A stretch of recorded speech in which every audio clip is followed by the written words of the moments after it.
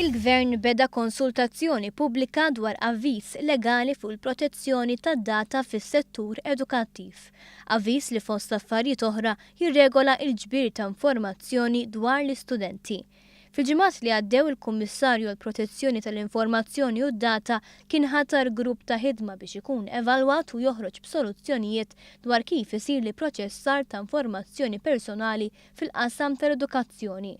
Dan il-grupp ta' ħidma nħatar meta għadda l-vot il-Parlamentu kellu lan li jserraħ moħħ kulħadd li permezz ta' dan l-avviż legali il-Gvern bl-ebda mod ma jrid jikser id-dritt tal-privatezza. Wara qbil bejn il-partijiet kollha involuti f'dan il-grupp ta' ħidma, issa dan l-avviż legali qed jgħaddi għall-istadju ta' konsultazzjoni pubblika. B'stqarrija ntqal li permezz ta' dan l-avviż legali, il-Gvern għandu l-obbligu li jindirizza n-nuqqasijiet eżistenti fis-sistema edukattiva. Dan biex jgħin l-istudenti bla kwalifiki jew li huma nieqsa mill-ħiliet bażiċi jidħlu fid-dinja tax-xogħol.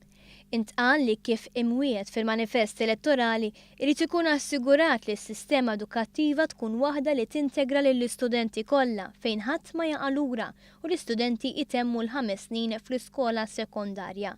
Kompla jingħad li l-konsultazzjoni qed issir b'konformità mal-kunċett ta' Open Government biex tassigura aktar trasparenza kif ukoll biex ikun hemm involviment dirett tas-soċjetà ċivili, trade unions, partiti politiċi, istituzzjonijiet governattivi u l-pubbliku ġenerali.